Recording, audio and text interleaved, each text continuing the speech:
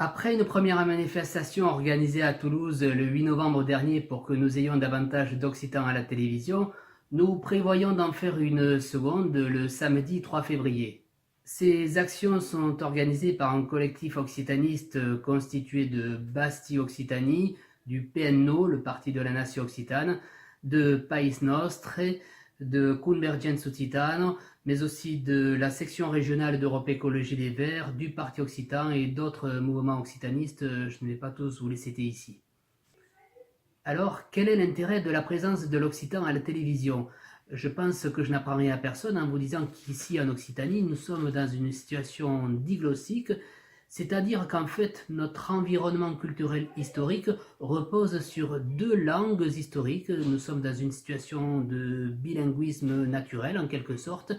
Il y a d'une part la langue que nous utilisons quotidiennement, la langue d'usage véhiculaire, soit le français sous sa forme standard normée, mais il y a aussi la langue indigène de la région, à savoir l'occitan.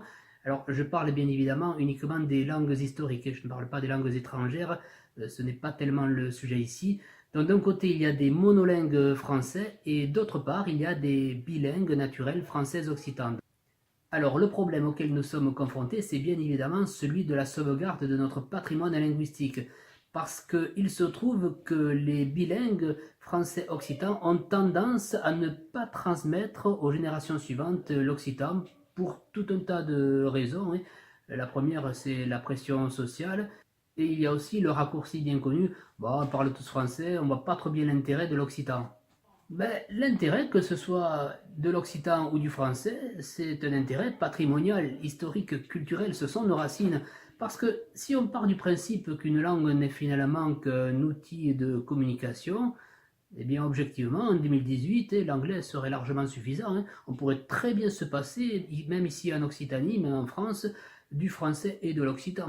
Personne n'est dupe. D'un point de vue pratique, l'anglais ferait très très bien l'affaire. On n'aurait pas besoin ni du français, ni de l'occitan, ni d'aucune autre langue.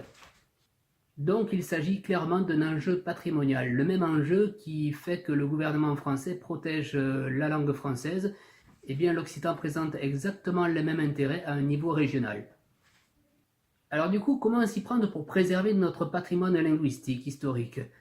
Eh bien, je crois qu'on peut s'inspirer finalement de la méthode gouvernementale mise en place par le gouvernement en France, en particulier l'idée visionnaire à l'époque qu'a eu le gouvernement de créer à Paris des chaînes de télévision publiques ayant leur programme en français.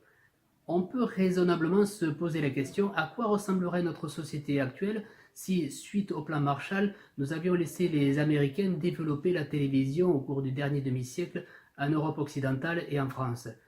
Eh bien, je ne suis pas convaincu qu'en 2018, à l'heure actuelle, nous soyons tous francophones. Il n'est pas exclu que l'anglais soit déjà la langue d'usage en Europe occidentale si c'était les Américains qui avaient eu la même mise sur la télévision.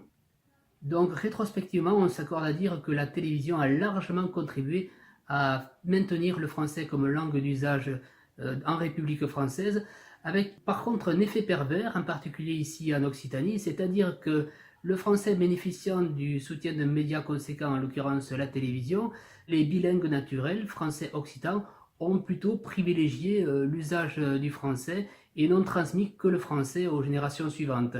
Donc du coup, on peut retourner le problème à l'envers tout simplement en proposant des chaînes de télévision en occitan ou au moins des programmes en occitan sur les chaînes de télévision existantes.